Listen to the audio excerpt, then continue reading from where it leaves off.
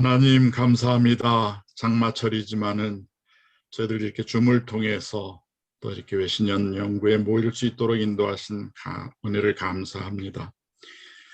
오래전 우리 웨슬리 목사님을 통해서 이루셨던 하나님의 그 거룩한 뜻을 우리 외신년을 통해서 이루어 가신 하나님께 영광을 돌려드립니다.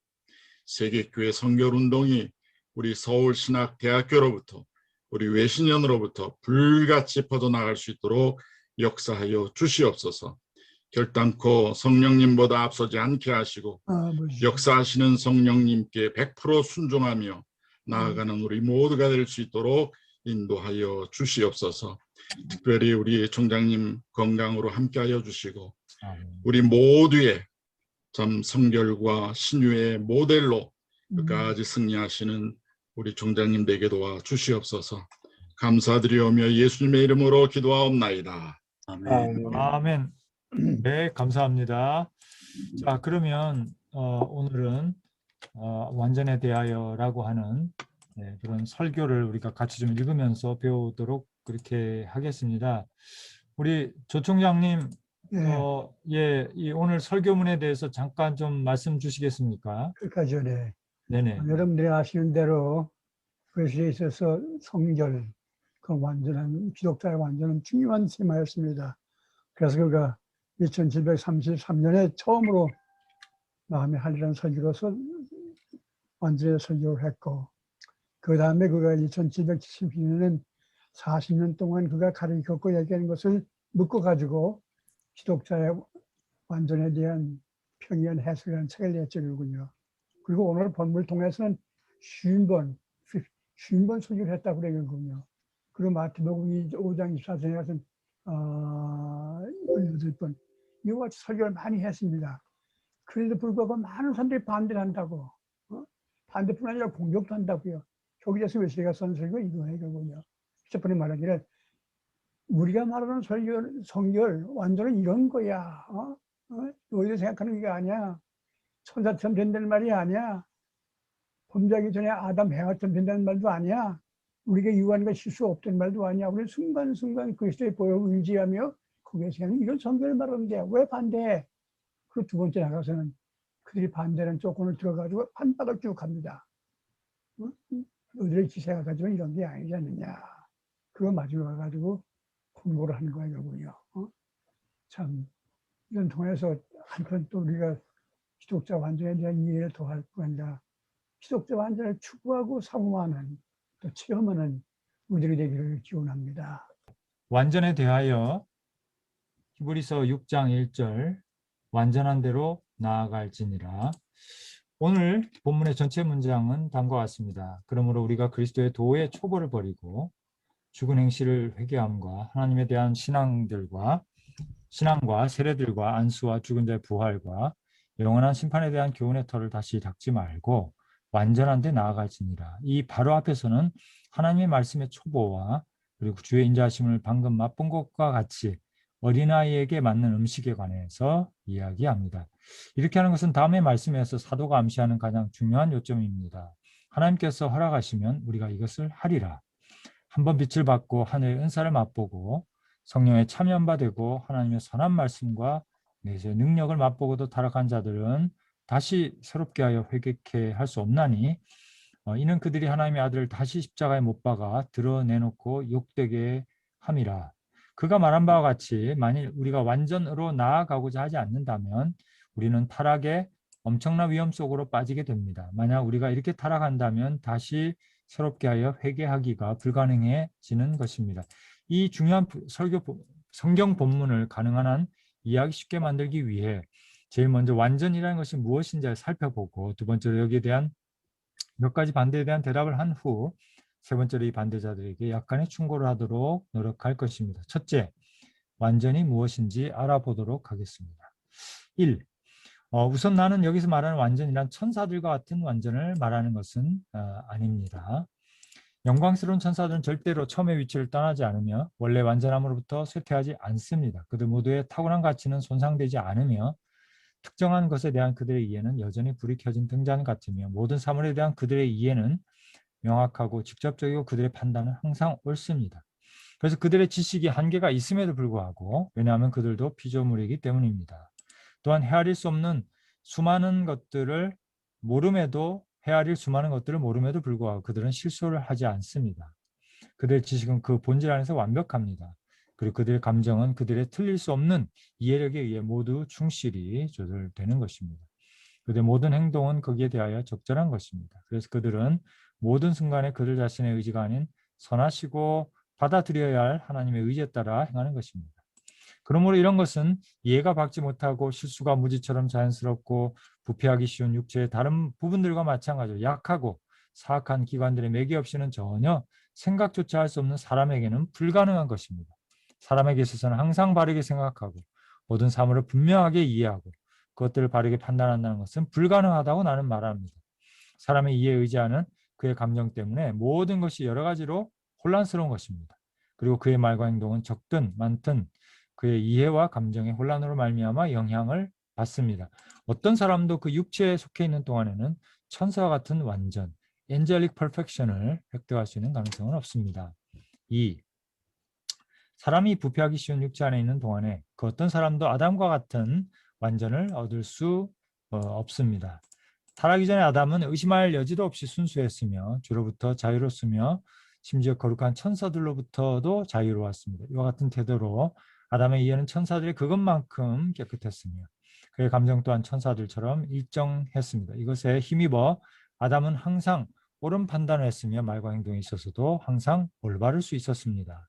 그러나 사람이 하나님을 대적한 이후로 이러한 경우가 완전히 달라졌습니다. 그는 더 이상 수많은 실수들을 범하는 것을 피할 수 없게 되었으며 그 결과 그는 항상 나쁜 감정들을 피할 수 없게 되었습니다. 그리고 그는 더 이상 그의 생각이나 말과 행동에 항상 올바를 수 없게 되었습니다. 그러므로 이제 인간은 그의 현 상태로서는 더 이상 천사들과 같은 완전은 물론 아담과 같은 완전도 얻을 수 없게 된 것입니다.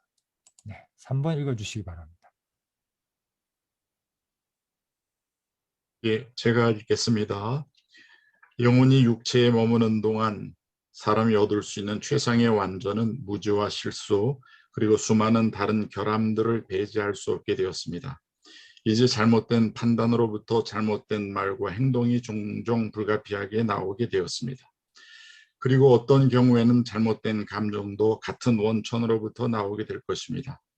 나는 여러분의 오류를 판정하고 있습니다. 나는 아마 내가 생각해야 하는 것보다 또 많든 적든 여러분들을 높이 생각하고 있는지 모르겠습니다. 그리고 이러한 나의 판단의 실수는 나의 행위 가지에 때때로 잘못되는 경우가 있을 뿐만 아니라 나의 감정에 있어서도 때로 잘못되는 것과 같은 보다 깊은 영향을 미칠 것입니다. 이와 같은 잘못된 생각으로부터 내가 해야 하는 것보다도 많든 적든 여러분을 존경하고 사랑했을 것입니다. 내가 부패하기 쉬운 몸으로 남아있는 동안 나는 이러한 실수를 범하는 데서 자유로울 수 없을 것입니다. 이로 인한 수많은 결함이 나의 영혼이 그것을 주신 하나님께 다시 그에게로 돌아가는 날까지 나를 따라다닐 것입니다. 그리고 헤아릴 수 없는 경우에 아담이 낙원에서 그러했던 것처럼 하나님의 뜻을 행하는 데 미치지 못할 것입니다. 그러므로 천사들의 법과 마찬가지로 아담에게 주어진 법을 수없이 많은 위반한 사람이 그 마음을 다하여 고백할 수 있는 최선의 말은 이런 것입니다. 주여, 저는 모든 순간마다 당신의 죽음의 공로가 필요합니다. 그러므로 우리는 이런 율법 아래 있지 않고 사랑의 법 아래서 있다는 것이 잘된 것입니다. 타락한 인간에게 주어진 사랑은 율법의 완성입니다. 이것은 이제 우리에 관하여는 완전한 율법입니다. 그러나 우리의 이해의 현재와 같은 결점을 통하여 이것을 거부한다면 우리는 계속 죄를 범할 수밖에 없습니다. 그러므로 살아있는 모든 인간은 속죄의 피를 필요로 하며 그렇지 않으면 그는 하나님 앞에 설 수가 없게 됩니다. 그러면 부패하기 쉬운 몸 안에 살고 있는 동안 인간이 할 수 있는 완전이란 무엇입니까? 그것은 내 아들아 내 마음을 나에게 다오라고 하는 명령에 따르는 것입니다. 그것은 내 마음을 다하고 혼과 정성을 다하여 주 너희 하나님을 사랑하는 것입니다. 이것이 바로 그리스도인의 완전의 총체입니다. 이 모든 것은 사랑이라는 한마디로 요약되는 것입니다. 그 첫 번째 방식은 하나님의 사랑입니다. 그리고 하나님을 사랑하듯이 또한 형제를 사랑하는 것입니다. 그것은 두 번째 내 이웃을 내 몸과 같이 사랑하는 말씀과 뗄 수 없이 연결되어 있습니다. 그리스도께서 우리를 사랑한 것처럼 모든 사람을 여러분 자신의 영혼을 사랑하듯이 사랑해야 한다는 것입니다. 이 두 계명이 온 율법과 선지자의 강령입니다. 이것은 그리스도인의 완전 그 전체를 포함하는 것입니다. 이에 관한 또 다른 관점은 너희 안에 이 마음을 품으라 곧 그리스도 예수의 마음이니라고 하는 위대한 사도의 말씀 가운데 우리에게 주어졌습니다. 비록 이 말씀이 즉각적이고 직접적으로 우리 주님의 겸손에 대해 언급하고 있음에도 불구하고 이 말씀은 보다 넓은 의미로 받아들여져야 할 것입니다. 즉 이 말씀은 하나님과 인간 모두를 향한 그의 모든 심정과 그의 모든 감정과 그리고 그의 모든 성향 전체를 포함하는 것입니다. 주님 안에는 그 어떤 악한 감정이 없는 것과 마찬가지로 또한 좋은 감정이나 기분도 오거나 있지 않다는 것이 확실합니다. 그래서 무엇에든지 경건하며 무엇에든지 사랑할 만한 것이 그리스도 예수 안에 있는 마음에 모두 포함되는 것입니다. 성 바울은 갈라디아서를 쓸 때 완전에 대해서 또 다른 관점을 제시해 주었습니다. 그것은 나눌 수 없는 하나의 성령의 열매입니다. 그것을 그는 다음과 같이 서술하였습니다. 오직 성령의 열매는 사랑과 희락과 화평과 오래 참음과 자비와 양성과 충성과 온유와 절제입니다. 이 얼마나 영광스러운 은혜의 집합체입니까? 이제 이 모든 것들을 하나로 엮기 위해 믿는 자들의 영혼을 하나로 연합케 하는 것을 상상해 봅시다.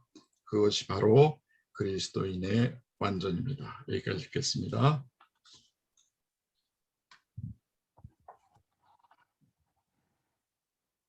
제가 읽도록 하겠습니다.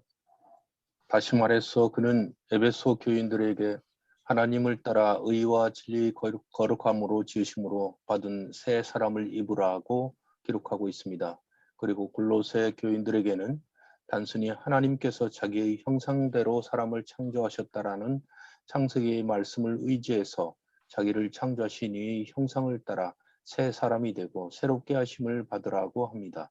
이제 사도 바울이 관찰한 것과 같이 하나님의 도덕적 형상이 의와 진리의 거룩함 안에 있다는 것입니다. 사실 이것은 죄 때문에 완전히 파괴되었던 것입니다. 그리고 우리는 그리스도 예수 안에서 새롭게 창조되기 전까지는 절대로 그것을 회복할 수 없습니다. 그리고 이것이 완전입니다. 성 베드로는 그것을 같은 의미지만 다른 방법으로 표현합니다. 오직 너희를 부르신 거룩한 이처럼 너희도 모든 행실에 거룩한 자가 되라. 그래서 사도 베드로에 따르면 완전은 보편적인 거룩함, 곧 내적이고 외적인 의로서 마음의 거룩함에서 생겨나는 삶의 거룩함을 일컫는 또 다른 이름입니다. 만일 어떤 표현이 너희보다 더 강력할 수 없다면 그것은 성 바울이 데살로니가 교인들에게 한 말입니다. 평강의 하나님이 친히 너희를 온전히 거룩하게 하시고 또 너희의 온 영과 혼과 몸이, 이것이 문자적인 번역입니다, 우리 주 예수 그리스도께서 강림하실 때에 흠없게 보존되기를 원하노라. 우리는 이 성화에 대하여 사도 바울이 권면하는 것을 받아들이는 것 이상의 탁월한 방법으로 이것을 표현할 길이 없습니다. 그러므로 형제들아, 내가 하나님의 모든 자비하심으로 너희를 권하노니 너희 몸을 너 자신과 너희 혼과 몸까지 포함하여 일반적인 예로 말하자면 전체를 드리라는 것입니다. 너희들이 오래전에 세례를 통해 성별되었던 것처럼 하나님이 기뻐하시는 산 제사로 드리라. 그러므로 봉헌되어진 그것을 하나님께 실제로 드려질 때 바로 그것이 하나님의 사람이 완전해지는 것입니다. 같은 의미지만 성 베드로는 다음과 같이 말합니다. 너희도 예수 그리스도로 말미암아 하나님이 기쁘게 받으실 신령한 제사를 드릴 거룩한 제사장이 될지니라. 그러나 유대인들의 율법 체계가 끝장에 있음을 보면서도 우리가 지금 드릴 수 있는 희생 제사는 무엇이란 말입니까? 만일 여러분이 진실로 여러분 자신을 하나님께 드렸다면 여러분은 찬양과 감사의 희생제물이신 하나님 사랑하는 아들을 통하여 지속적으로 여러분의 모든 생각과 말과 행동을 하나님께 희생제물로 바쳐야 합니다. 여기까지 하겠습니다. 제가 읽겠습니다. 그러므로 여러분은 예수라고 불리는 그 이름을 헛되이 부르지 말아야 한다는 것을 경험하고 있습니다. 예수님은 그의 백성을 그들의 죄에서 구원하기 위해 행하셨으며 뿌리뿐만 아니라 가지도 구원하기 위해 행하셨습니다. 그리고 이 모든 죄로부터의 구원이 완전에 대한 또 다른 서술입니다. 비록 그것이 사실상 가장 보잘것없는 낮은 가지에 불과하며 또 위대한 구원에 있어서 소극적인 부분이라 할지라도 완전을 다르게 표현하는 것입니다. 두 번째로 나는 완전에 대한 성서적 설명에 대한 몇 가지 반대들에 대해 대답을 제시하려고 합니다. 이와 같은 완전에 대한 가장 일반적인 반대는 하나님의 말씀 안에는 이에 관한 약속이 없다는 것입니다. 만일 사실이 그렇다 하여 우리가 완전을 포기해야 한다면 우리는 그것을 세울 근거조차 갖지 못하게 되는 것입니다. 왜냐하면 하나님의 약속은 우리의 희망의 유일하고 확실한 기초이기 때문입니다. 그러나 우리에게는 온 마음을 다해 주 우리 하나님을 사랑하게 될 것이라는 매우 명확하고 완전한 약속이 확실히 있습니다. 우리는 성경에 내 하나님 여호와께서 내 마음과 내 자손의 마음에 할례를 베푸사 너로 마음을 다하며 성품을 다하여 주 너의 하나님을 사랑하게 하실 것이며 라는 말씀이 있는 것을 봅니다. 그리고 약속의 형식이 아니고 명령이지만 똑같은 표현이 우리 주님의 말씀에도 있습니다. 내 마음을 다하고 목숨을 다하고 뜻을 다하여 주 너의 하나님을 사랑하라. 그 어떠한 말씀도 더 이상 이보다 강력하게 할 수 없으며 그 어떠한 약속도 더 이상 잘 표현할 수 없습니다. 마찬가지로 내 이웃을 내 몸같이 사랑하라는 말씀도 명령으로서의 약속을 표현한 것입니다. 그리고 사실상 모든 복음의 체제를 통해 이루어지는 일반적이고 무제한적인 약속, 즉 내 법을 그들의 마음에 두고 그들의 생각에 기록하리라는 말씀은 모든 명령을 약속으로 바꾸어 놓습니다. 그리고 결과적으로 너희 안에 이 마음을 품음으로 곧 그리스도 예수의 마음이라는 말씀도 마찬가지입니다. 여기에서도 이 명령은 약속과 같은 것이며 그리고 주님께서 우리에게 요구하시는 것을 위하여 주님께서 우리 안에서 역사하시리라는 기대를 가질 충분한 이유를 주고 있습니다. 여기까지 하겠습니다. 제가 읽겠습니다. 사도 바울은 성령의 열매에 관하여 단언하는 가운데 성령의 열매는 사랑과 희락과 화평과 오래 참음과 자비와 양성과 충성과 온유와 절제라고 합니다. 그리고 성령이 사랑과 그에 의해 이끌어지는 다른 기질들 안에서 실제로 역사하신다는 것을 단언합니다.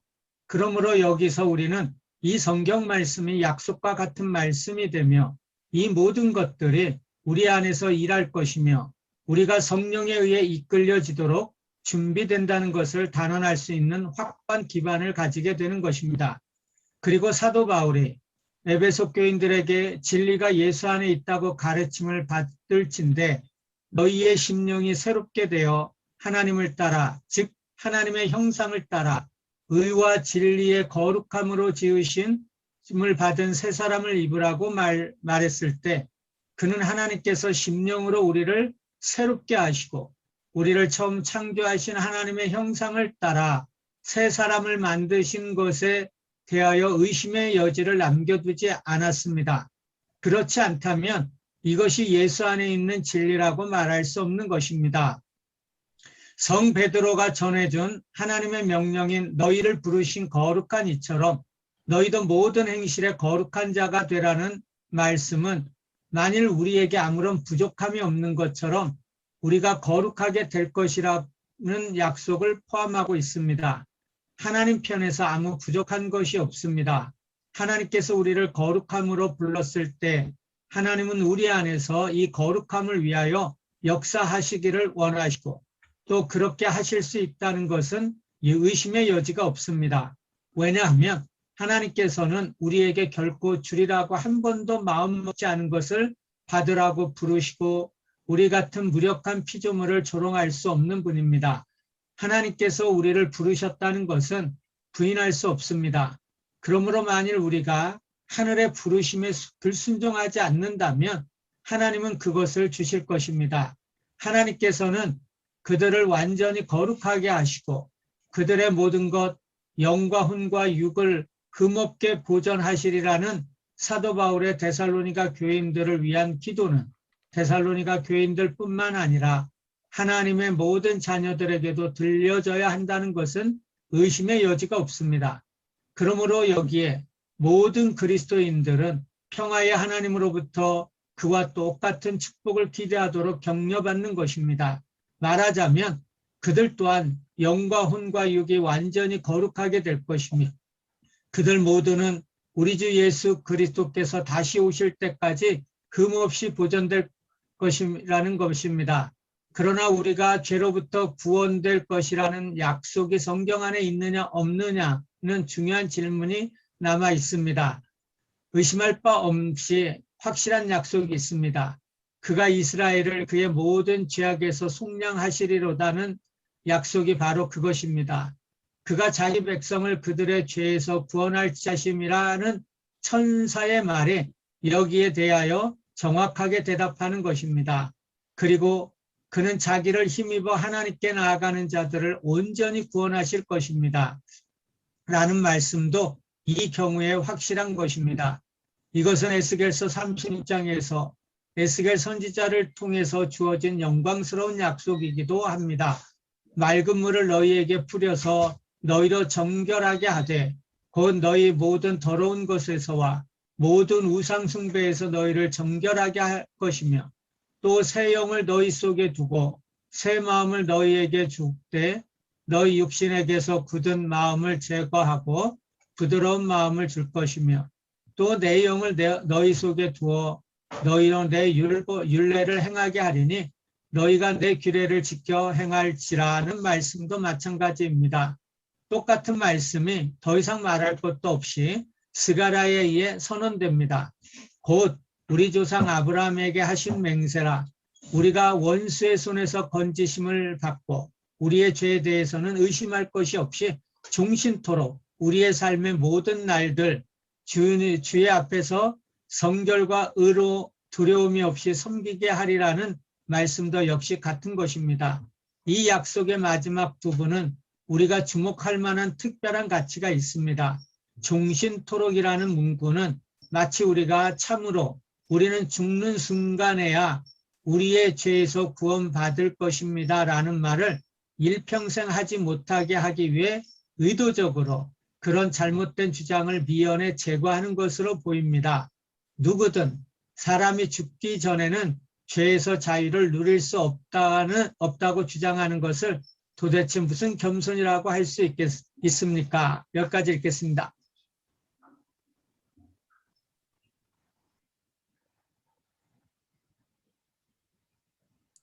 네, 8부터 읽어주시죠. 제가 읽겠습니다. 일부 사람은 이렇게 말합니다. 그러나 이것이 이 말씀의 의미일 수 없습니다. 왜냐하면 그것은 불가능하기 때문입니다. 그런 것은 사람에게는 불가능합니다. 그러나 사람에게는 불가능한 것이 하나님에게는 가능합니다. 뿐만 아니라 이런 것은 그 본성 자체로 불가능한 것입니다. 왜냐하면 그것은 사람이 죄 많은 육신에 있는 동안 모든 죄로부터 구원받아야 한다는 모순을 함축하고 있기 때문입니다. 이 반대의 안에는 상당한 설득력이 있습니다. 그리고 아마 우리는 여러분이 만족해하는 대부분을 허용해야 할 것입니다. 우리는 육신 안에 있는 동안에는 실수로부터 완전히 자유로울 수 없다는 것을 이미 인정했습니다. 우리의 모든 우려에도 불구하고 우리는 여전히 많은 경우에 잘못된 판단을 할 수밖에 없다는 것을 인정했습니다. 그리고 판단에 있어서의 실수는 우리의 행동에 있어서 매우 많은 실수의 원인이 됩니다. 뿐만 아니라 잘못된 판단은 완벽하게 바르지 않는 기질이나 열정에서 오는 것을 불러일으킬 것입니다. 그것은 불필요한 공포나 혹은 근거 없는 희망, 비이성적인 사랑과 비이성적인 혐오를 불러일으킬 것입니다. 그러나 이 모든 것이 앞에서 서술했던 완전과는 상반되는 것이 아닙니다. 여러분은 그렇습니다. 그것은 마지막 논의된 글과 상반됩니다. 그것은 죄로부터 구원받는다는 것과 일치할 수 없습니다. 라고 말합니다. 나는 그것이 죄에 대한 성경의 설명에 대해 내가 깨달은 죄에 대한 정의를 따르면 죄로부터 구원받는다는 것과 완전히 일치할 수 있다고 대답할 수 있습니다. 알려진 율법을 자발적으로 범하는 것으로부터 구원받는다는 것과 일치합니다. 그뿐만 아니라 자발적이든 비자발적이든 하나님의 율법에 대한 모든 위배의 죄입니다. 왜냐하면 성 요한이 말하기를 모든 죄는 율법에 대한 위반이라고 하였습니다. 옳은 말씀입니다. 그러나 그 율법에 대한 모든 위반이 죄라고 말하지는 않습니다. 나는 그것을 부정하다는 것입니다. 그러므로 이제 내가 아니라 성 요한으로 하여금 그가 할 수 있는 대로 이것을 증거해 보라고 할 수 있습니다. 사실대로 말하자면 이것은 단순히 낱말의 충돌에 불과한 것입니다.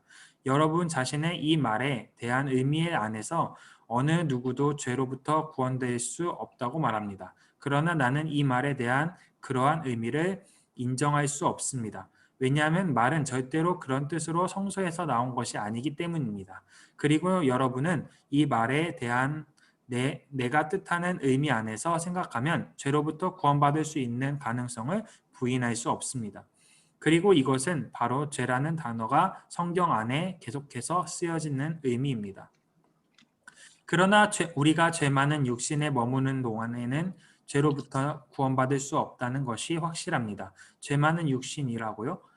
나는 이 표현이 얼마나 애매하고 얼마나 불확실한 것인지 잘 살펴 알도록 기도합니다. 그러나 성경 안에는 이러한 것에 관한 권위 있는 말씀이 없습니다. 즉 성경 안에는 죄 많은 육신이라는 단어는 절대로 발견되지 않습니다. 그리고 그것이 전적으로 비성경적이기 때문에 그것은 명백하게 부적절한 것입니다. 왜냐하면 어떤 몸도 혹은 어떤 종류의 사물도 죄로 가득할 수 없기 때문입니다. 단지 영들만이 죄를 지을 수 있습니다. 몸의 어떤 부분에서 죄가 머물고 있는지 그렇게 기도할 수 있겠습니까?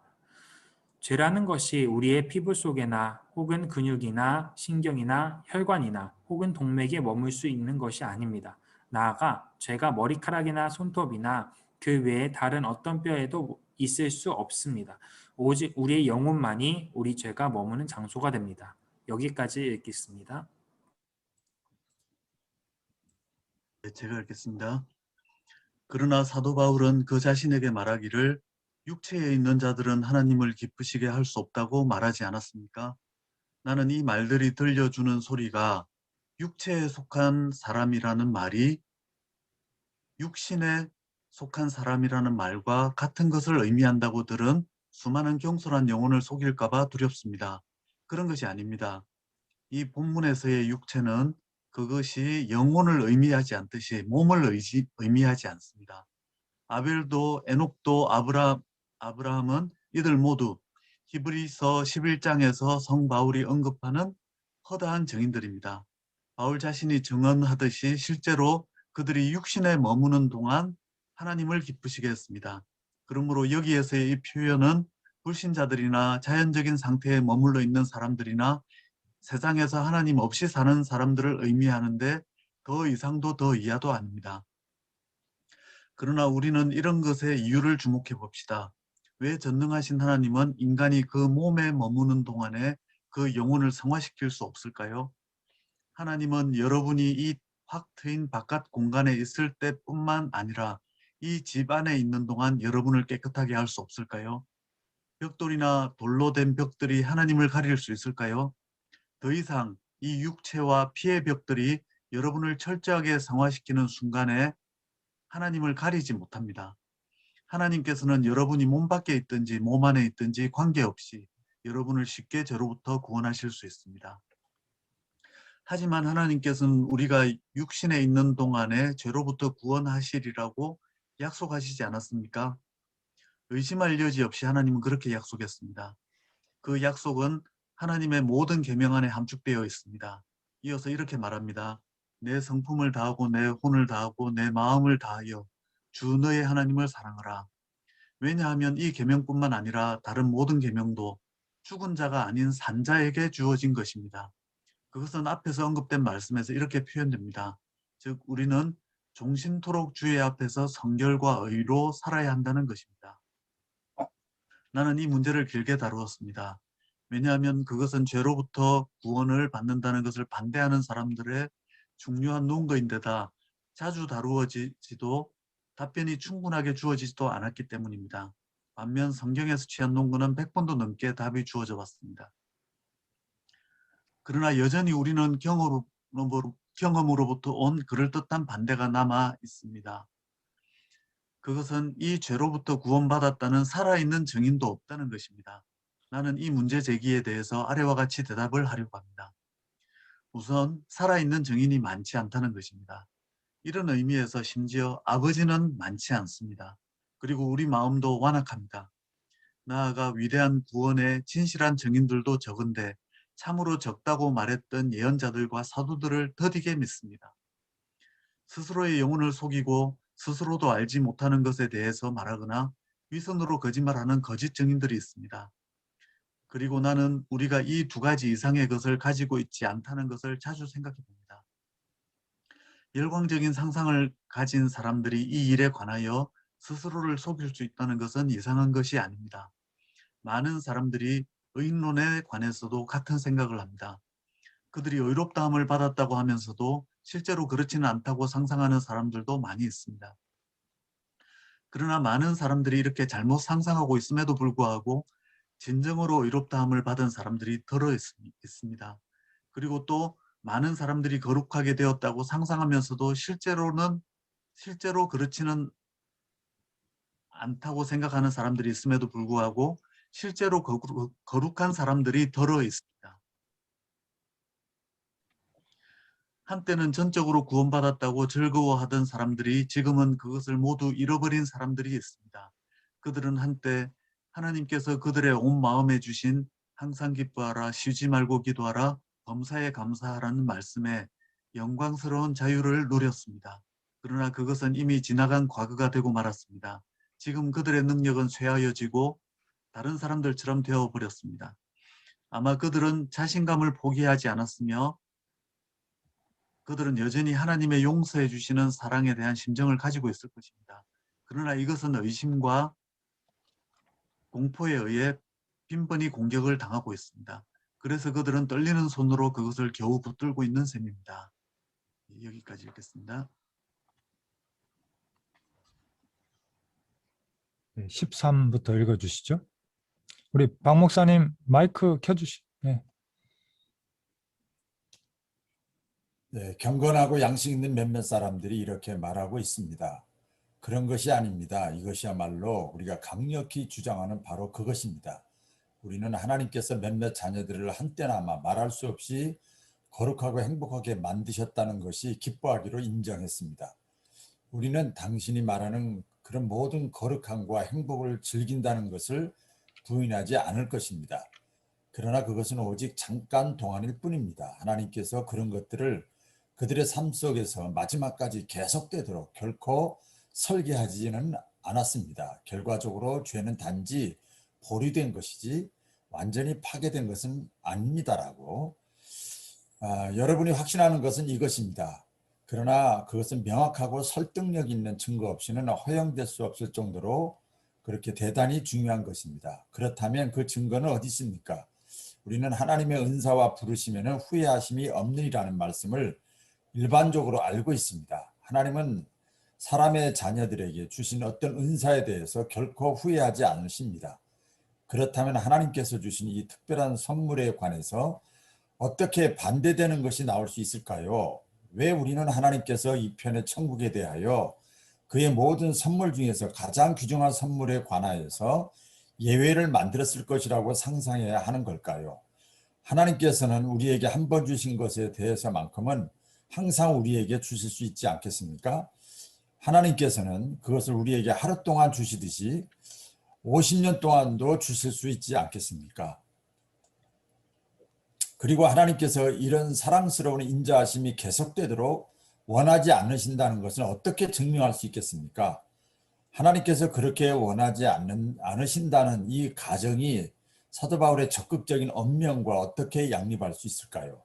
데살로니가 교인들과 모든 세대의 모든 그리스도인들에게 항상 기뻐하라, 쉬지 말고 기도하라, 범사에 감사하라는 권면을 한 후 누가 즉시 마치 이것을 부정하는 사람들에게 대답할 목적인 것처럼 그들 안에서 이것을 위하여 역사하는 것은 하나님의 능력이 아니라 하나님의 뜻입니다. 이는 그리스도 예수 안에서 너희를 향하신 하나님의 뜻이라고 첨가하겠습니까?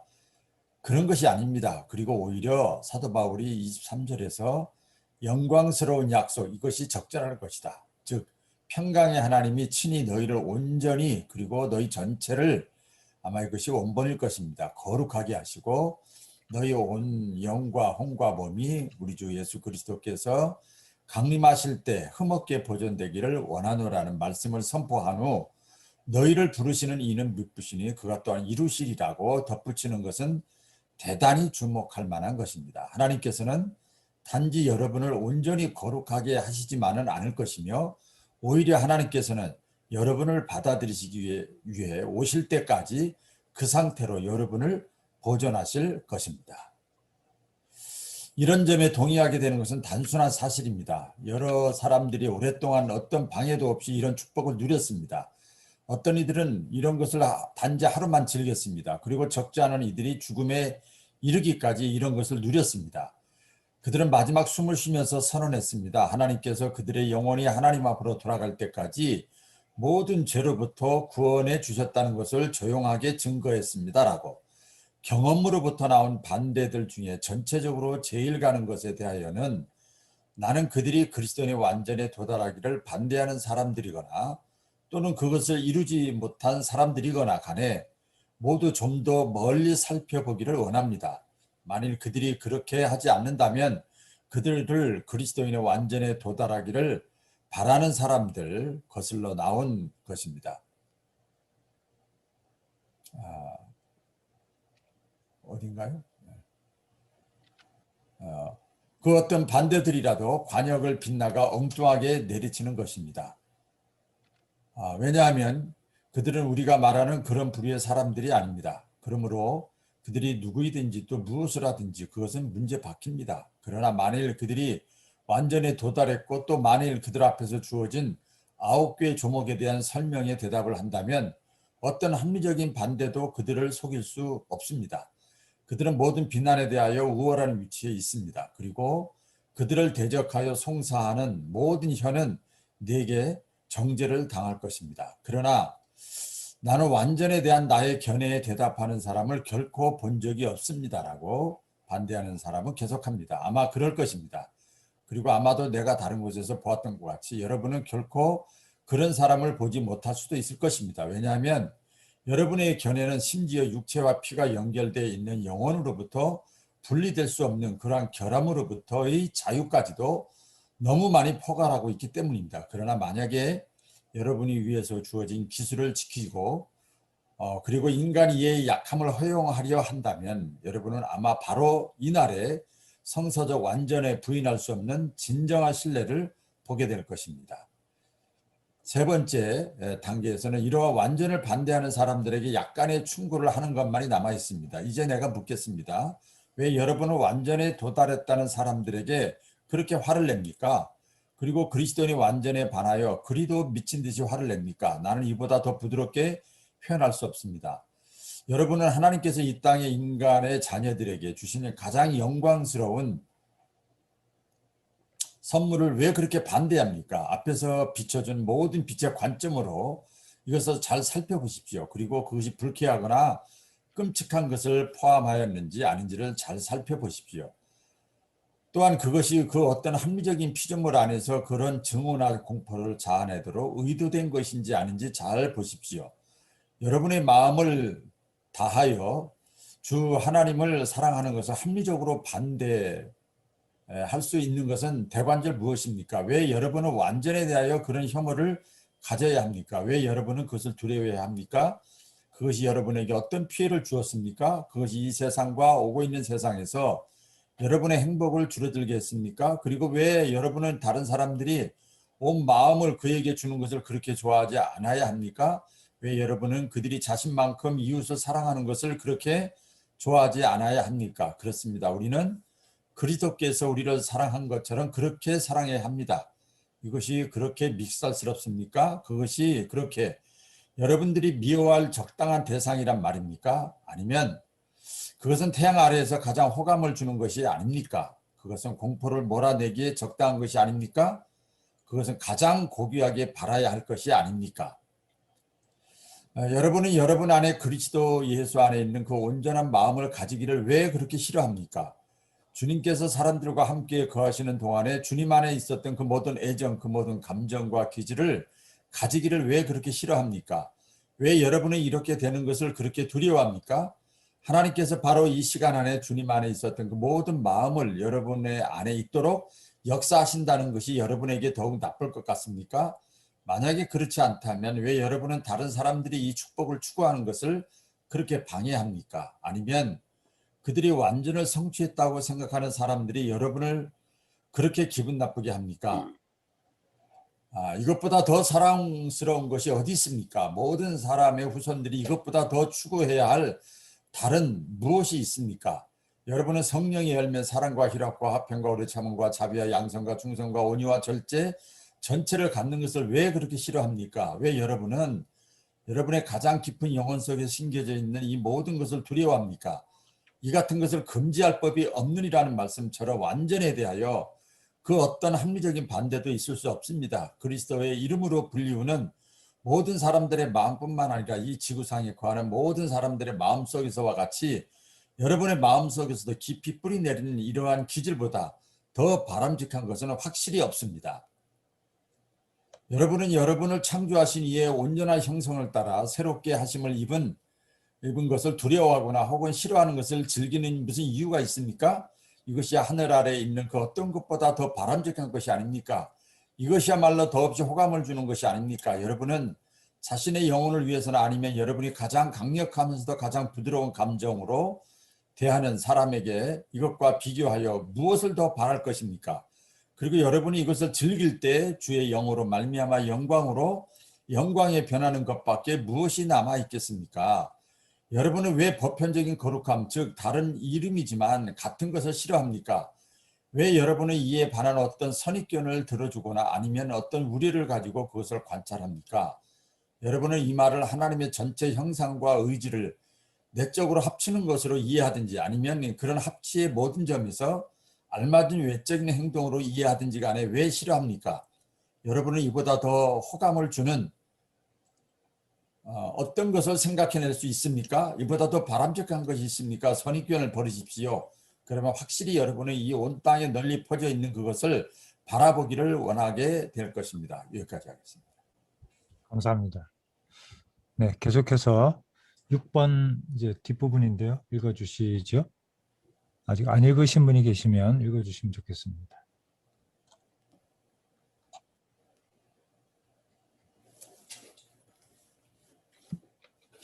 없으신가요?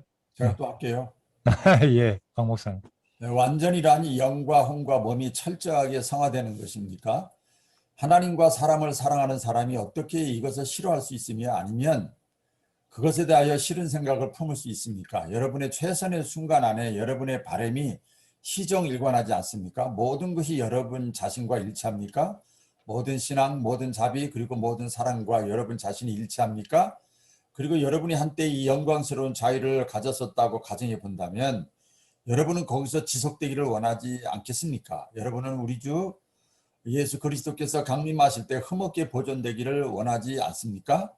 무엇 때문에 여러분의 영과 영혼과 몸, 여러분 자신을 하나님이 기뻐하시는 거룩한 산 제물로 드리는 것을 두려워하거나 싫어하는 하나님의 자녀가 되었습니까? 무엇 때문에 여러분의 창조자, 여러분의 구세주, 여러분을 거룩하게 하시는 하나님께 드리는 것을 두려워하거나 싫어합니까? 하나님께 전적으로 자신을 드리는 것보다 더 바람직한 것이 있을 수 있습니까? 그리고 모든 인류가 이와 같은 이성적인 예배 안에서 연합해야 하는 것을 여러분은 바라지 않습니까? 그 어느 누구도 모든 인류의 적이 되지 않고서는 이것을 싫어할 수 없다는 것이 확실합니다. 그리고 왜 여러분은 이 안에 자연스럽게 함축되어 있는 것을 두려워하거나 싫어합니까? 환원하면 우리의 모든 사고와 말과 행동을 그의 사랑하는 아들의 피와 중보기도를 통해서 하나님께서 받으실 만한 영적인 제물로서 드리는 것을 왜 두려워하거나 싫어합니까? 여러분은 이것이 하나님을 기쁘시게 하는 것만치 사람에게 선하고 유익한 것임을 확실히 부인할 수 없습니다. 그러므로 여러분과 모든 인류가 신령과 진정으로 하나님께 예배 드리도록 헌신적으로 기도해야 하지 않겠습니까? 한 가지 더 질문을 해야 하는 것이 나는 괴롭습니다. 왜 이성적이고 종교적인 사람들 중에서도 모든 죄로부터 구원받는 것을 두려워하거나 싫어합니까? 죄는 지옥 쪽에서 보면 가장 큰 죄악이 아닙니까? 그리고 만약 그렇다면 죄로부터 전적으로 해방되는 것이 천국 쪽에서 보면 가장 큰 축복 중에 하나라는 자연스럽게 따라야 하는 것 아닙니까? 그렇다면 이것이 하나님의 모든 자녀들에 의해서 가장 열렬하게 기도돼야 하는 것입니다. 죄란 알려진 율법을 자의적으로 위반하는 것을 의미합니다. 여러분은 이 죄로부터 해방받기를 싫어하십니까?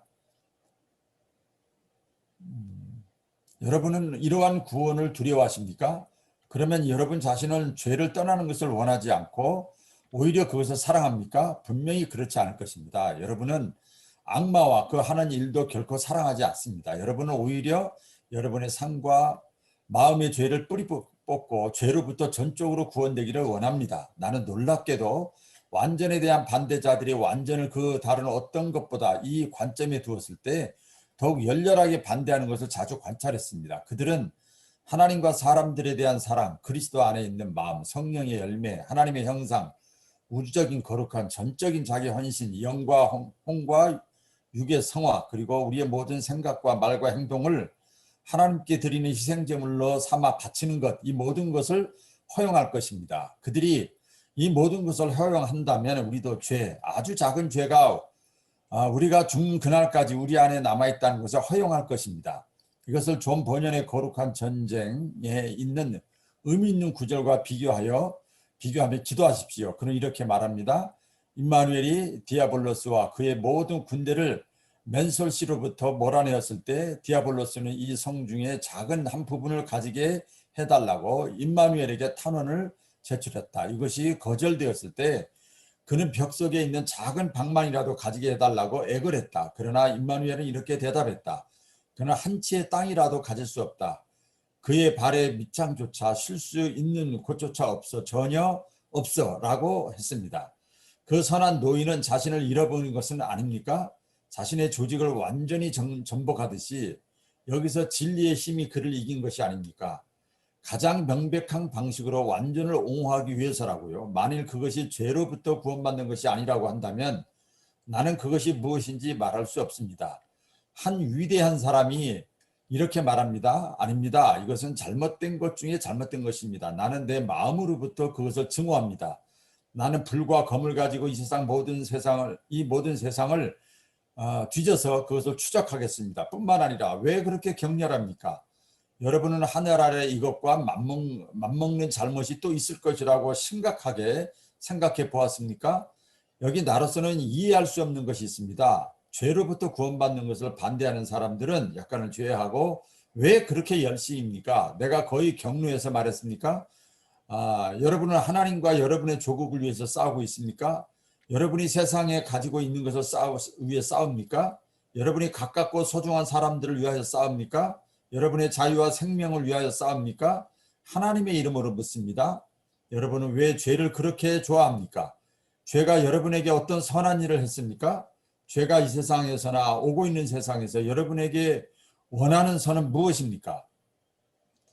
그리고 여러분은 죄로부터 구원받기를 소망하는 사람들을 반대하는데 왜 그렇게 폭력적입니까? 만약 우리가 잘못 가운데 있다면 우리를 참아주십시오. 그렇습니다. 우리의 잘못을 즐기는 것은 우리를 괴롭히는 것입니다. 만약 우리가 그것에 도달하지 못한다 해도 이 구원에 대한 그 기대가 오늘날 우리에게 위로를 줍니다. 그렇습니다. 그리고 목회자들은 우리가 정복하기를 기대하는 그 적들에게 저항하는 데 힘을 줍니다. 만약 여러분이 그 승리를 단념하도록 우리를 설득할 수 있다면 우리는 논쟁을 멈추어야 합니다. 이제 우리는 소망으로 구원받았습니다.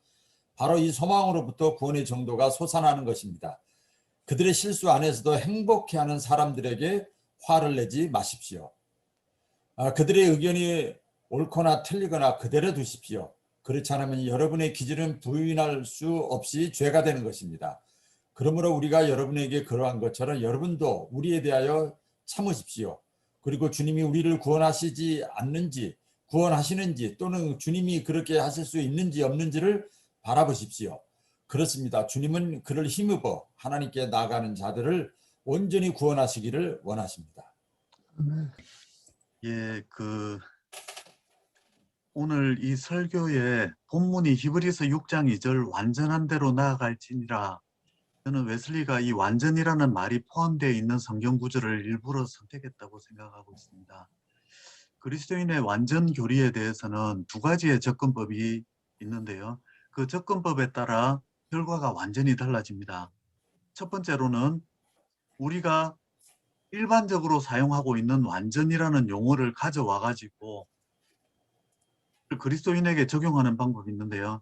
그런 경우에는 사람들이 그리스도인의 완전 교리에 반대하게 되면서 사람이 어떻게 완전할 수 있느냐 이런 논리를 펴서 그리스도인의 완전 교리를 반대하게 됩니다. 두 번째 접근법은 성경 속에서 완전이라고 하는 용어가 사용된 그 사례와 문맥을 가지고 와서 성경이 어떤 의미로 완전이라는 용어를 사람에게 적용하느냐 이렇게 따져 물어 들어갈 수가 있습니다.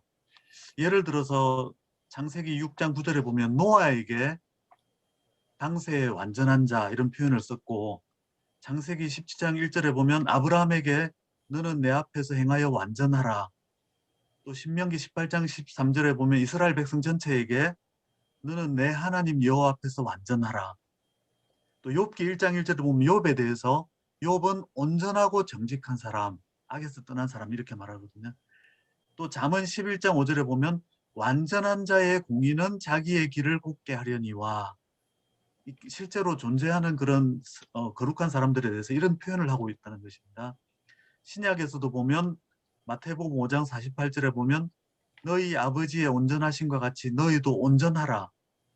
또 빌립보서 3장 12절부터 15절까지를 보면 바울이 내가 이미 얻었다 함도 아니요 온전히 이루었다 함도 아니라라고 표현한 후에 우리 온전히 이룬 자들은 이렇게 표현하고 있습니다.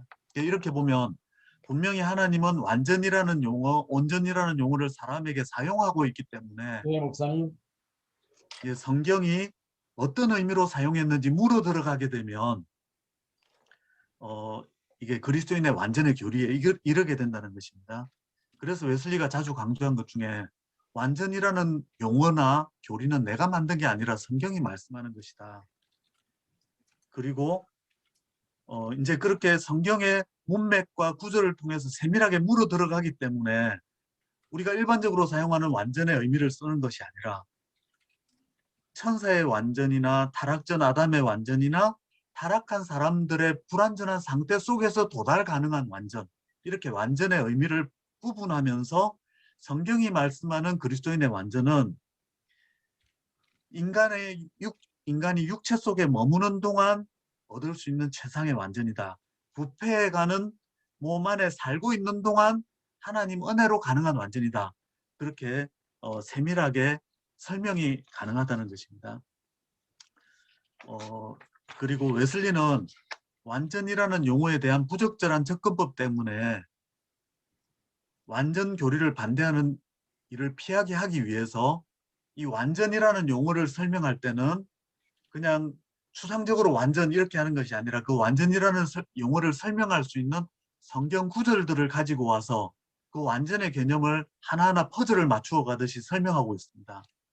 예를 들면 하나님과 이웃 사랑, 또 그리스도 예수의 마음을 품으라, 성령의 열매, 하나님의 형상, 또 모든 행실에 거룩한 자가 되라, 또 그리고 온 영과 혼과 몸이 흠없게 보존되는 것, 너희 몸을 하나님께 거룩한 산 제사로 드리는 것, 이런 구절들을 통해서 의미를 하나하나 설명하고 있습니다. 완전에 대한 논리를 부인하는 논리를 다룰 때는요, 성경에 그 약속이 있느냐 없느냐, 분명히 있다 그러면서 많은 중요한 성경 본문들을 가지고 와서 설명했고요. 특별히 종신토록 주의 앞에서 성결과 의로 두려움이 없게 섬기게 한다. 이 종신토록이라는 말은 죽기 전까지 계속해서 살아있는 동안 이런 의미이기 때문에 이것은 죽는 순간에야 성결해질 수 있다는 말에 대한 그런 잘못된 생각을 미연에 방지하기 위해서 이 말씀을 주셨다, 이렇게 풀이하고 있습니다. 그뿐만 아니라 나의 법을 그들의 속에 두며, 이 말씀은, 이 법이라는 말씀은 율법을 말하는데 율법은 명령입니다. 그런데 성경 속에 보면 다른 말씀이 하나님께서 그 법을 우리 속에 두어서 우리로 행하게 하겠다 하는 말씀이 나오는데, 그렇다면 하나님이 하신 모든 명령의 말씀들은 하나님께서 우리 속에 두어서 이루어지게 하겠다는 말씀과 함께 주신 말씀이기 때문에 모든 명령은 달리 말하면 하나님이 이루어 주실 약속의 말씀이 된다, 이러면서 여러 성경 구절들을 인용을 하고 있습니다.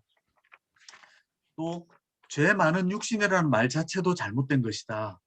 여기서 죄 많은 육신이라고 할 때 웨슬리는 그 죄성을 가진 육체를 말하는 플래시, 그것과 단순히 우리 몸을 말하는 바디, 이걸 구분해서 죄는 우리 몸에 있을 수는 없다. 우리의 영혼 속에 타락한 죄성을 말하는 그 육체는 죄를 말하지만 우리 몸에 죄가 있는 것은 아니다.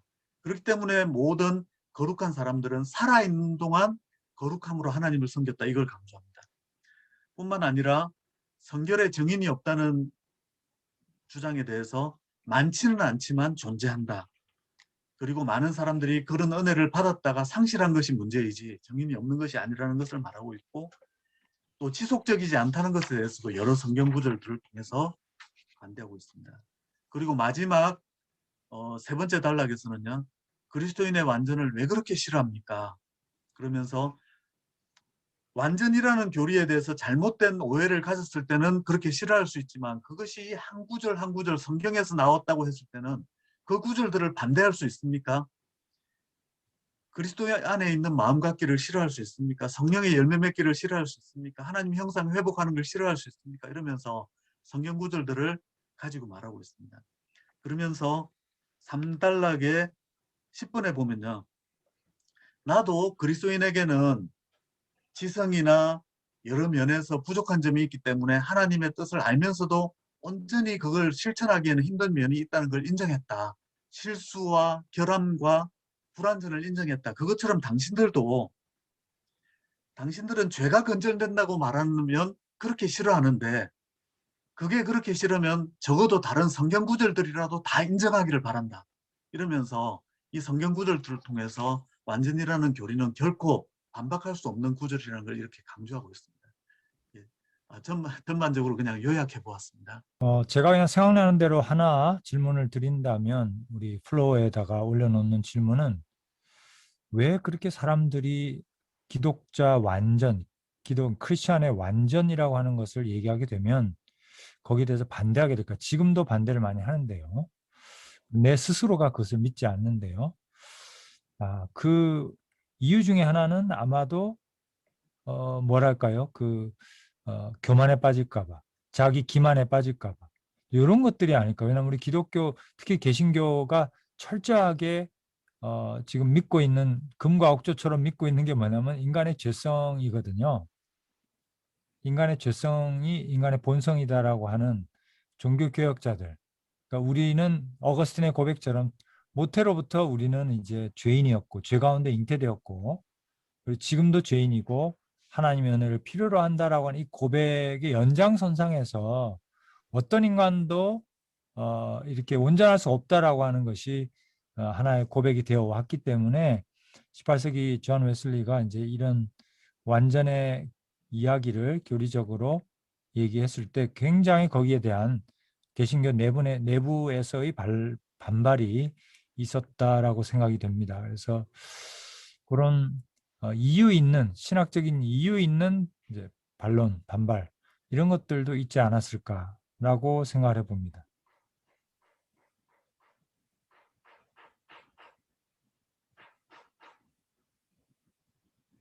여기에 대해서 이제 존 웨슬리 입장은 이거겠죠. 죄라고 하는 것이 우리의 운명이라거나 우리의 본성이 아니다라고 하는 것이죠. 그죠? 그러니까 존 웨슬리가 봤을 때 죄는, 성서적으로 봤을 때 죄는 강력한 것이긴 하지만 예수 그리스도의 속죄와 부활을 통해서 깨졌기 때문에 우리는 이길 수 있는 것이 됐고, 그래서 죄라고 하는 것이 우리의 본성이라고 하는 종교개혁자들의 그 죄에 대한 인식을 넘어서는 거죠. 자연인으로서 우리는 이길 수 없지만 그리스도 안에서 성령의 능력으로 우리가 죄를 깨트릴 수 있다라고 하는 그런 데까지 나아가는 거거든요. 그렇기 때문에 이것을 반대하는 사람 입장에서 볼 때는 야, 존 웨슬리는 죄가 뭔지를 몰라.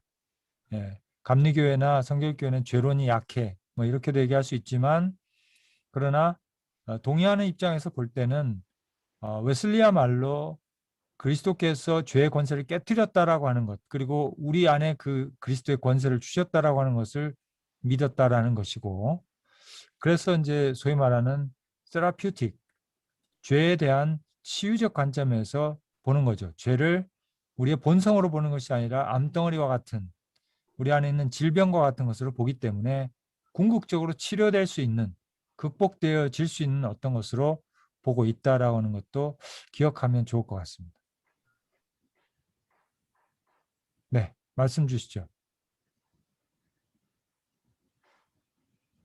홀릭에 보면 성화 개념이 인간이 노력해서 거룩하게 살아가고 그렇게 하면 자신이 죄를 지은 것보다 더 많은 선을 행해서 더 많은 공로를 쌓게 되면 성인의 반열에 오르고 그런 것들이 하늘의 공로 창고에 막 쌓이고 이런 개념들이 보면 가톨릭의 성화 개념은 성화해야 된다는 강조점은 가지고 있었지만 그것이 마치 인간의 노력으로 이루어가는 그런 성화 개념을 가지고 있어서 종교개혁자들이 그것에 반대하다 보니까 인간은 그런 성화에 도달할 수 없다 이런 걸 강조를 했는데 웨슬리가 말하는 그 성화의 개념은 인간의 노력으로 도달하는 개념이 아니라 하나님의 은혜가 우리를 어디까지 끌어가실 수 있는지를 말하는 개념이기 때문에 이 종교개혁자들의 신학을 배운 사람들은 웨슬리가 말하는 성화를 말하면 마치 가톨릭적인 개념으로 인간이 노력하면 어느 정도까지 거룩해질 수 있다 이걸로 이해하는 것 같습니다. 그런데 사실은 웨슬리는 종교개혁적인 하나님의 은총만을 바탕에서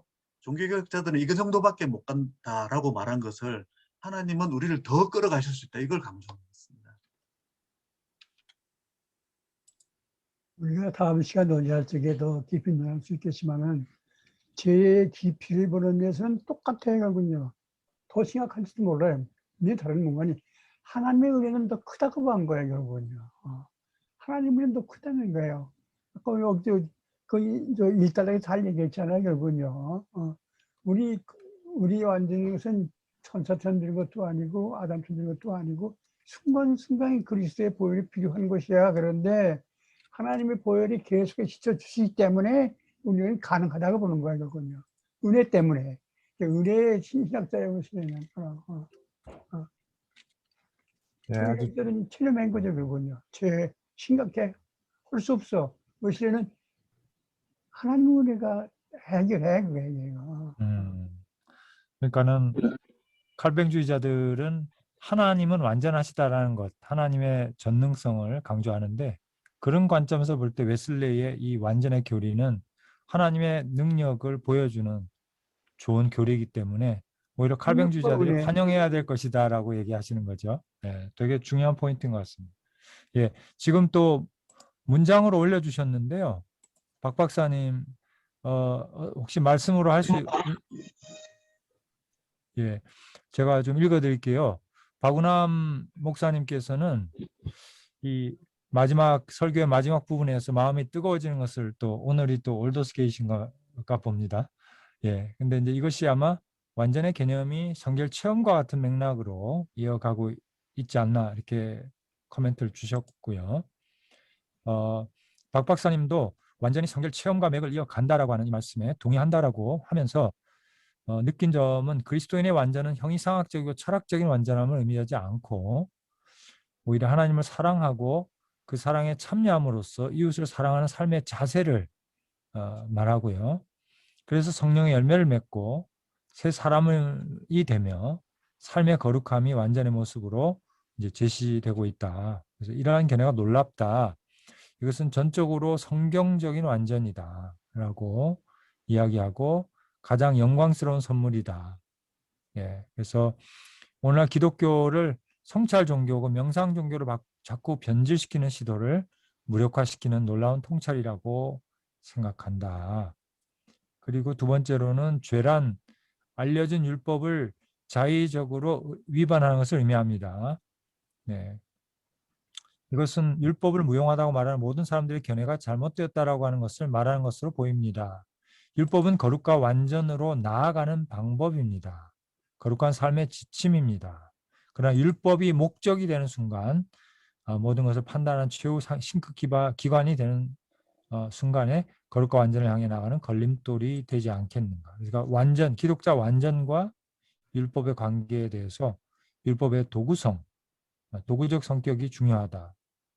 그 자체가 목적이 될 수 없다라고 말씀했고요. 정영순 목사님은 인간의 완전하지 못한 연약함, 그것을 성령의 능력으로 깨트릴 수 있음을 학문적으로 이제 다시금 많은 것을 깨닫게 되었다. 이렇게 말씀하고 있습니다. 성령의 능력으로 인간의 불완전성을 깨트릴 수 있다라는 것을 학문적으로 정리할 수 있었다. 감사합니다. 또 말씀 이어서 주시죠. 여러 신학자분들께서 한국교회를 진단하기를 도덕적, 윤리적 타락이라고 그렇게 진단하는데 그 배후에는 신학의 실종, 신학의 부재, 또 하나님 나라 복음의 변질, 그것이 있다고 말씀하신 것 같습니다. 그런 면에서 이 완전의 교리를 우리가 강단에서 선포하고 또 목회자인 우리가 지향한다면 거기에는 새로운 회복과 부흥이 있지 않겠는가, 이런 기대감을 가지게 되는 것 같습니다. 저부터 이 완전의 교리를 교리가 아니고 제 삶의 목적으로 삼고 또 공동체에 이러한 비전을 제시한다면 새로운 부흥이 가능하지 않겠는가, 이런 도전을 받게 되는 것 같습니다. 예, 감사합니다. 되게 중요하고 뼈아픈 말씀 주셨는데요. 왜 한국교회가 윤리적으로 이렇게 약할까? 실천이 이렇게 약하고 성화의 노력이 이렇게 약할까? 그 배후에는 신학이 그게 가능하고 글로 가야 된다는 것을 물꼬를 터주지 않았다라는 거죠. 왜? 16세기 종교개혁 신학에 우리가 매여 있었기 때문에. 그 신학에 의하면 인간은 죄인이고 죄를 지을 수 있는 자유밖에는 없다라고 하는 고백 속에서 그 고백이 틀린 것은 아닌데요. 그러나 그리스도를 믿은 다음에도 그 고백이 계속 반복되고 하면서 죄를 이길 수 있는 길, 범죄하지 않을 수 있는 길을 신학적으로 열어주지 못했다라는 맹점이 있는 것이고, 지금 이주상 목사님께서는 우리가 신학적인 이런 변화를 가져오게 된다면 성도들이 용기를 가지고 그 길을 걸어갈 수 있지 않겠는가, 한국교회의 윤리적인 성장이 가능하지 않겠는가, 이런 참 뼈아픈 또 중요한 지적하신 것 같습니다. 감사하고요. 또 말씀 주시죠. 네, 우리 프린트물 8페이지에 보면은 그러나 여전히 우리 경험으로부터 온 그럴듯한 반대가 남아 있습니다 하면서 몇 가지 웨슬리의 답변이 있는데, 우선 살아있는 증인이 많지 않다는 것입니다. 그래서 이게 장기를 두다 보면은 쪽수의 싸움이라 그러는데 우리 쪽이 많아야 되거든요. 그러니까는 성결의 체험자, 기독자 완전의 체험자들이 많아지면, 교회 안에서도요, 많아지면 그런 우리 쪽의 사람들이 많아지면은 이론과 성서적인 이런 모든 걸 할 때 다 할렐루야 하고 믿습니다 하고 그러는데, 이게 너무 수가 적으니까 이게 약한 거예요. 그래서 한 10년 좀 지났는데 우리 학교에서 그 세미나가 있었어요.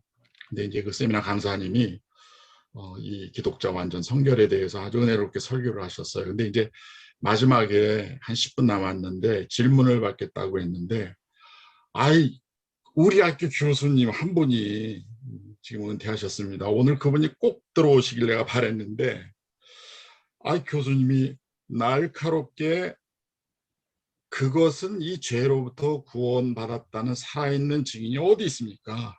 네.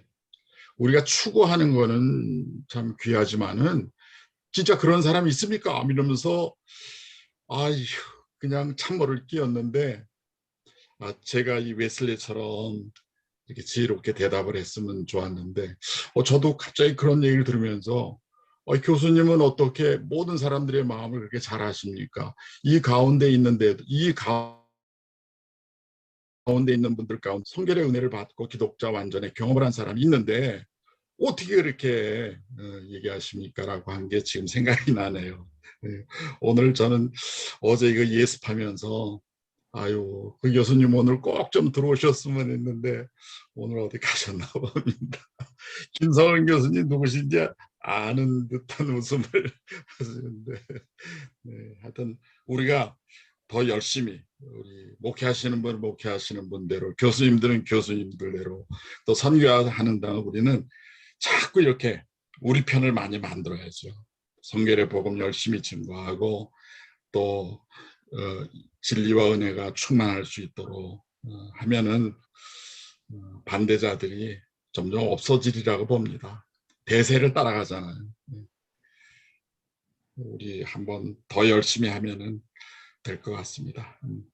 이 자리에 있는 분들만이라도 우리가 다 그런 편이 됐으면 좋겠습니다. 우리 신 목사님께서 참 대답 잘하신 것 같아요. 이 중에도 성서적인 그런 성결을 체험한 사람이 있는데 왜 그렇게 말씀하냐. 네, 잘 말씀하신 것 같고요.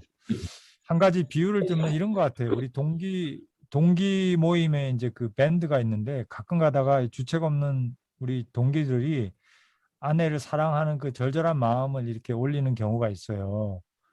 그러면은 뭐 기념일에 뭘 해줬다든지 이런 말을 막 올려요. 그러면은 동기들의 비난이 빗발칩니다. 야, 너 하나 살겠다고 우리 다 죽이냐? 뭐 이렇게 이제 사모님들 들어와 있거든요, 거기. 근데 마치 그런 어떤 한 분이 나 하나님은 정말 이렇게 뜨겁게 사랑합니다. 이 체험을 했어요. 이렇게 하면은 나머지 성도들이 다 벌떼처럼 일어나서 당신 하나 살자고 우리를 다 죽이냐 뭐 이런 느낌이 좀 들어요. 근데 웨슬리 목사님 말씀한 대로 본인이 그처럼 뜨겁게 하나님을 사랑하는 경지에 올라갔다라고 고백한다면 그것의 진위를 따따부터 따지면서 무슨 팩트 체크 들어가기보다는 그분이 그 사랑 안에 거할 수 있도록 격려하고 내버려 둬라. 그게 교회 전체를 위해서 뭐가 나쁘냐. 그죠?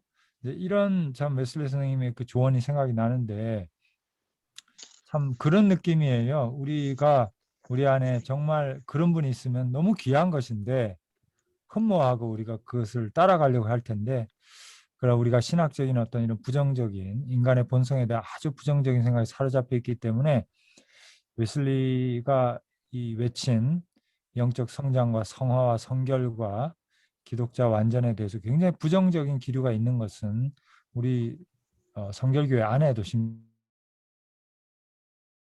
웨슬리안 안에도 극복해야 될 편견이라고 생각이 됩니다. 우리 유장한 교수님 뭐 이렇게 오류도 좀 잡아주셨고 이렇게 참 감사한데요. 그 번역상의 오류도 잡아주시고 좀 어떻게 바쁘시지만 좀 코멘트 좀 해주시겠어요? 네, 12시부터는 좀 시간이 있어가지고 이제 주신학적으로 이제 제가 봤을 소리가 때는 좀 작은데. 조금 소리 작은데요. 그래요? 소리가 좀- 소리가 작습니까? 예, 소리 좀 작아요. 예. 들리시나요? 들리시나요? 들리긴 하는데요. 조금 작습니다. 네네. 그럼 목소리를 좀 키우고, 그 12페이지에 그 완전히 딱 개념이 하나가 아니고 사실 이 설교는 저도 많이 배웠고 깊이 있게 읽었는데요. 그래서 난 오타도 조금 잡아보고 그랬는데 보면 한 7개 정도로 완전에 대해서 다양한 표현을 했습니다. 하나님의 사랑, 성령의 열매, 하나님의 형상 회복, 또 여기는 이제 12페이지는 10번은 우주적 거룩함을 했는데 이제 보편적 거룩함, 유니버셜 홀리니스로 거기도 바꿔줘야 될 것 같고, 자기헌신, 영과 혼과 육의 성화, 또 생각과 말과 행동의 헌신, 이런 개념들이 완전은 다양한 언어로 표현될 수 있다는 거죠. 우리 신앙의 온전한 모습, 하나님의 형상을 회복한 그 신앙의 질적으로 성숙한 단계를 표현할 수 있는 용어는 많다. 성서적으로는 다양한 표현이 가능하다는 거고, 근데 그걸 그냥 조신학적으로 표현하면 앞에서 한번 얘기했습니다. 마음의 성화, 그 삶의 성화, 그죠? 외적인 의, 외적인 의, 그다음에 보편적인 성화, 보편적인 거룩. 요 얘기가 어떻게 보면 이제 개념적인 조신학적인 정의다 이렇게 생각됩니다. 그래서 어떻게 보면 주님을 모셔서 내 마음의 거룩함, 또 주님으로 말미암아 우리의 생각과 말과 행동의 거룩함, 이게 영의 거룩, 그 혼의 거룩, 그 몸의 거룩 이렇게 표현했거든요.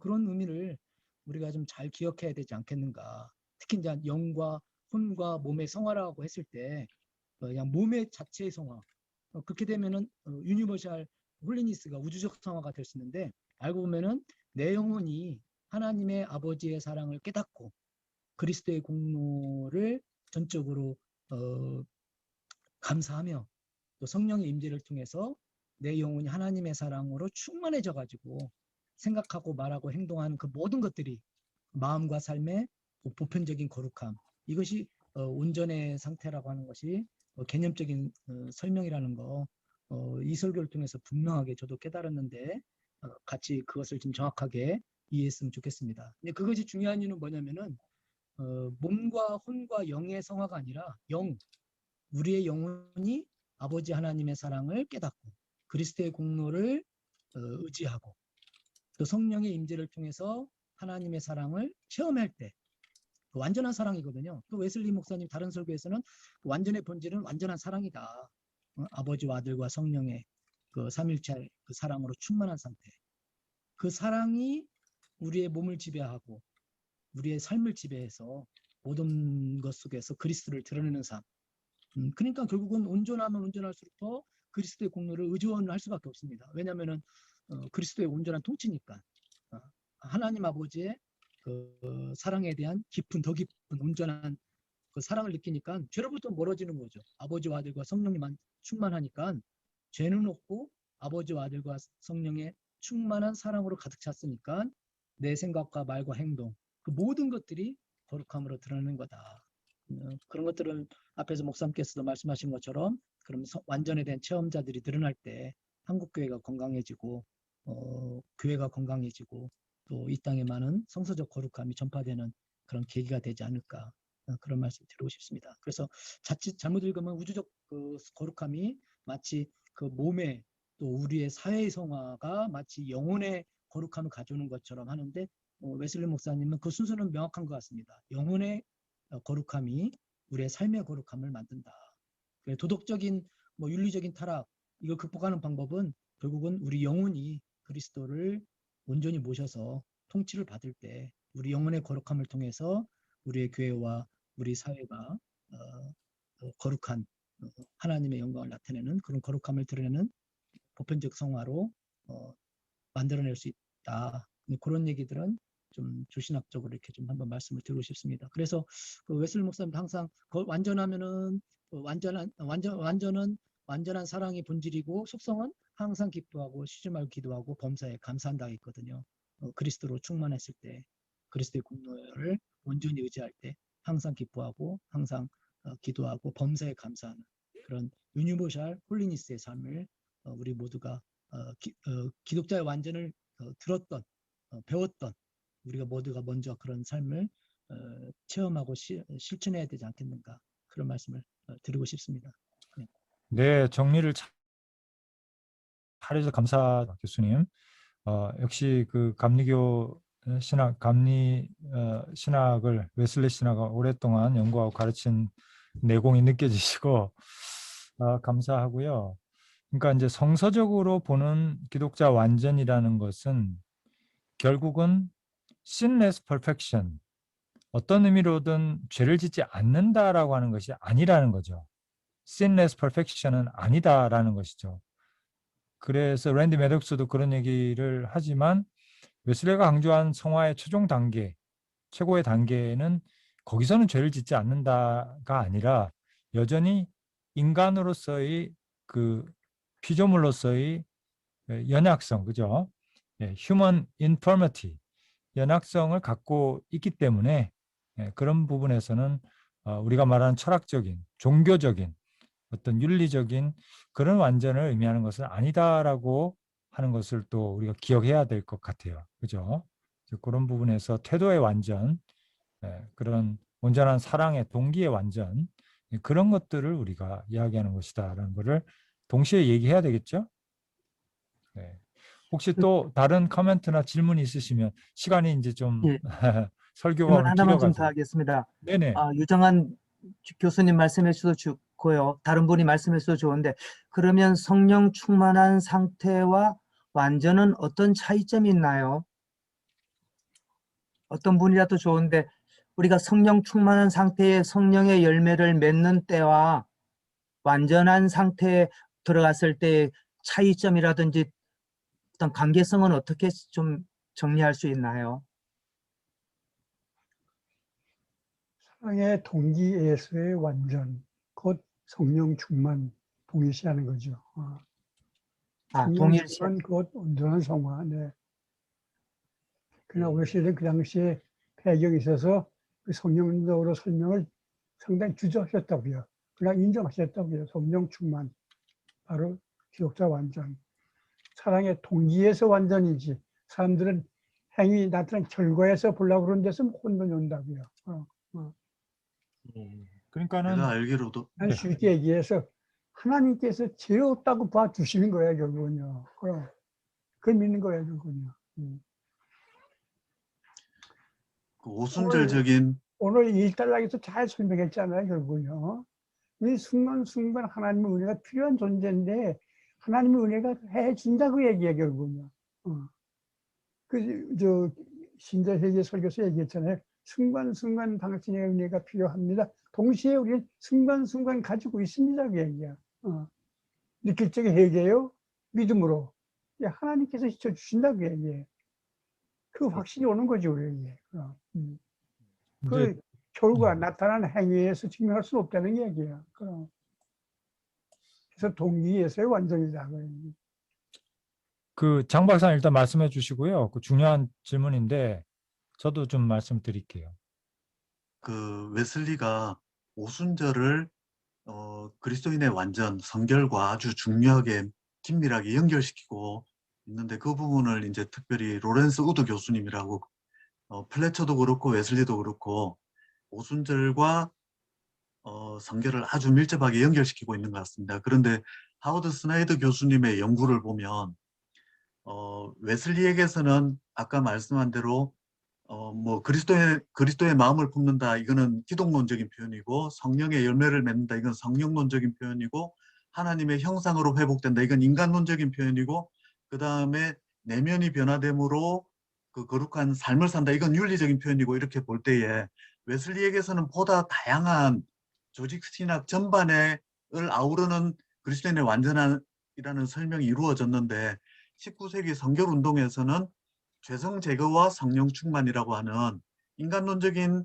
요소와 성령론적인 요소가 더 강조되면서 그게 분명히 그리스도인의 완전에 대한 어떤 부분을 강화시킨 부분이 있지만 어떤 면에서는 조직신앙 전반적인 설명에서는 좀 약해진 측면이 있기 때문에 이 19세기 성결운동의 그런 그리스도인의 완전에 대한 설명이 분명히 역사 속에서 분명한 기여를 한 부분도 있지만 어떤 면에서는 조직신학 전반에 대한 어떤 회복도 필요하지 않는가 그런 부분을 스나이더 교수님이 또 말씀하고 계시거든요. 그래서 두 부분이 같이 가야 되지 않나 하는 생각입니다. 예, 제가 이야기로도 존 웨슬리 자신은 성령 세례를 어떻게 보면은 신앙의 어떤 초기 단계에 어떤 일어날 수 있는 것들로 보고 그래서 완전 성화하고는 구별했던 것으로 저도 기억을 하고 있고 또 랜디 메독스 교수님도 그렇게 해석하고 있는 것을 알고 있거든요. 그래서 어떻게 보면은 기독자 완전의 길, 그 크리스천 퍼펙션의 과정에 있어서 성령님의 역사하심은 다양하잖아요. 그러면서도 그 중에 하나의 과정으로서 또 들어가는 것이지 그것을 동일시하고 있다고는 생각지 않습니다. 네, 그렇게 이해하시면 좋을 것 같고요. 또 말씀해 주시죠.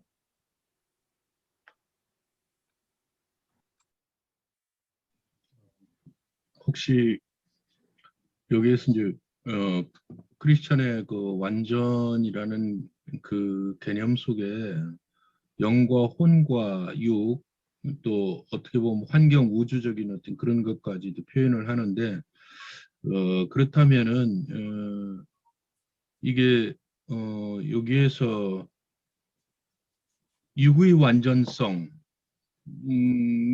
과 여기 그 웨슬리의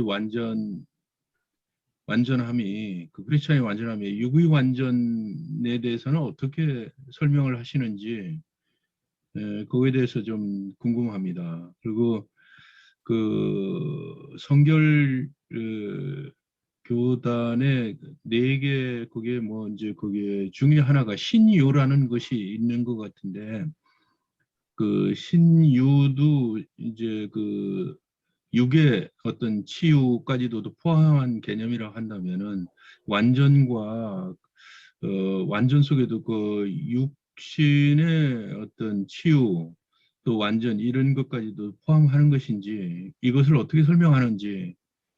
신유와 성결을 동일시할 수는 없죠. 결국은 이걸 하나는 게 성결은 하나님 앞에서 죄에서 씻음받는 데는 얘기야. 결국 그 적극적인 면적에는 사랑은 동기에서의 사랑이지 결과에서 보는 게 아니라는 얘기거든요. 그 신유를 얘기하면은 성결 운동에 도움이 된다는 얘기한 거지, 성결이 그 신유라고 보는 건 아니라는 거예요. 오늘 이재석 교수님 질문해 주신 내용이 오늘 설교하고도 아주 중요하게 연결되어 있는 것 같습니다. 웨슬리가 인간이 타락했을 때 도덕적으로 하나님과 멀어지고 타락했 것만 말씀한 것이 아니고, 인간의 근본적인 기능들, 이해나 지성도 상당히 쇠퇴되고, 그 다음에 죽을 수밖에 없는 저주받은 이제 그런 육체 속에서 그 불완전한 육체에 계속해서 영향을 받는, 영혼의 기능은 불완전한 육체에 계속해서 방해를 받기 때문에 정확한 판단과 정확한 이해를 할 수 없고, 그리고 감정도 계속해서 불완전하고 조절되지 못하는 부분이 있고, 의지 역시도 자신이 제대로 아는 것조차도 실행으로 옮기지 못하는 의지의 결함도 있고, 이런 부분들을 웨슬리가 전부 보면 죽음이 부패할 수밖에 없는, 부패해가는 그런 육체 속에 있으면서 우리가 주님을 섬길 때 모든 그런 연약함이나 결함들, 실수들이 이 육체의 결함으로 인해서 영원히 방해받는 그런 걸로 설명하고 있다고 볼 때에, 우리가 결함이 있는 육체 속에 살면서 완전한 그런 수행은 완전한 이해도 불가능하고, 완전한 이해를 할 수 없는데 완전한 어떤 실천을 할 수 있느냐, 그런 불완전할 수밖에 없는 이유를 그런 데서 찾는 것 같습니다. 그럼에도 불구하고 하나님의 은혜로 하나님께서 신유의 은혜를 베푸실 때에 그런 일반적인 그런 질병이나 자연적인 그런 원인을 뛰어넘는 하나님의 그런 회복, 이런 부분들을 말하고 있는 것 같습니다. 감사합니다. 제가 근데 예, 그 어쨌든 우리 의 어떤 그 영적인 죄를 물리치고 하는 그런 것이 결국은 하나님의 은혜고, 그러면은 하나님의 은혜는 우리 성령님의 강권하심에 의해서 우리가 순간순간 성령님의 그 인도하심과 그 관여하심에 의해서 영적인 그 불완전성과 그다음에 죄의 유혹과 이런 것을 물리칠 수 있다. 그러므로 인해 가지고 우리 동기의 태도나 동기 이런 부분들을 그 하나님 편에서 이렇게 승화시킬 수 있는 어떤 그런 가능성이 있다.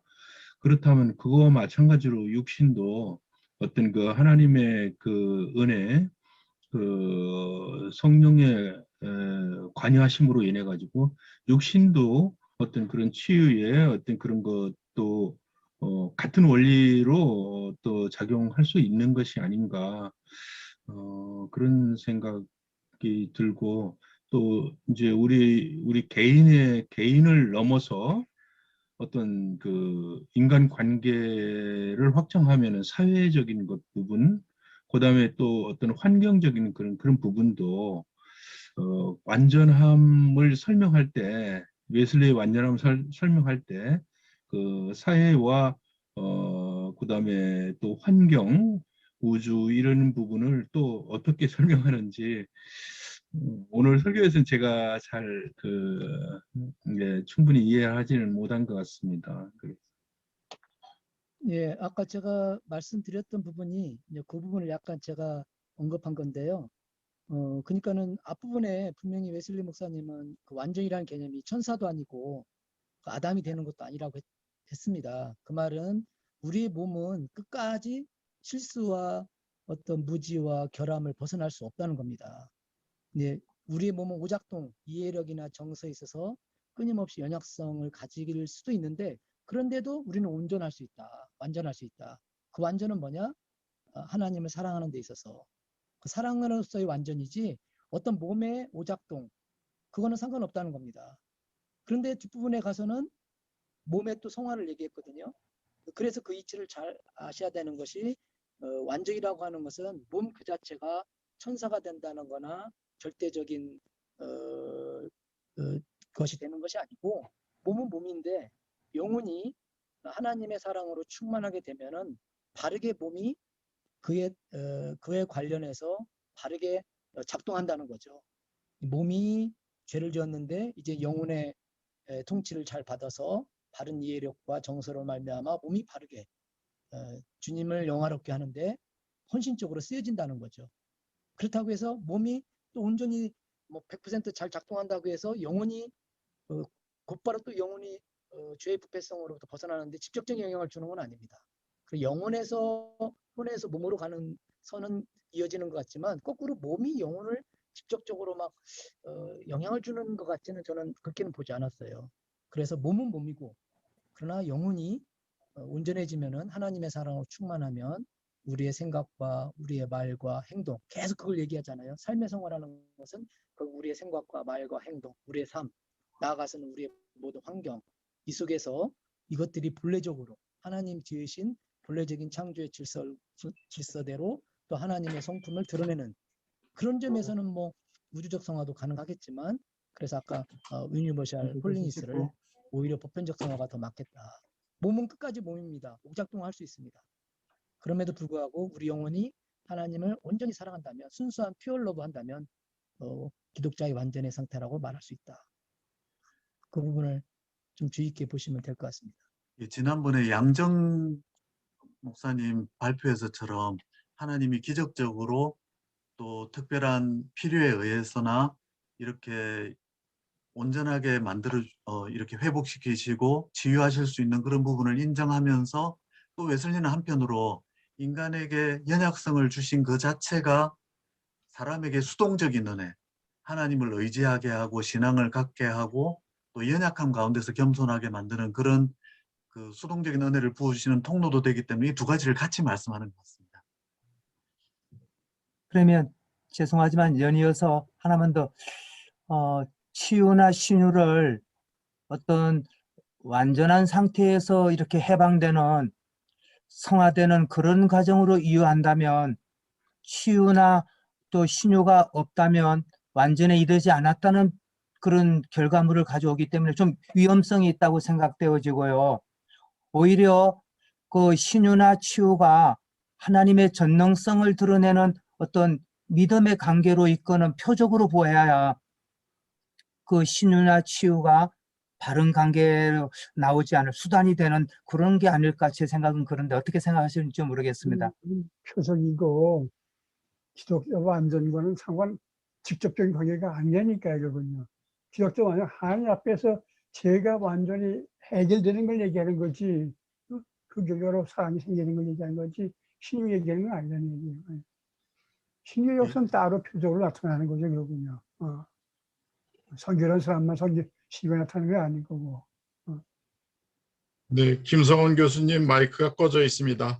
네, 오늘 사실 존 웨슬리의 신학에 있어서 가장 논쟁적인 사실 주제가 기독자 크리스찬의 완전에 관한 것이기 때문에 사실 우리가 할 얘기가 많이 있는데 시간이 많이 갔고요.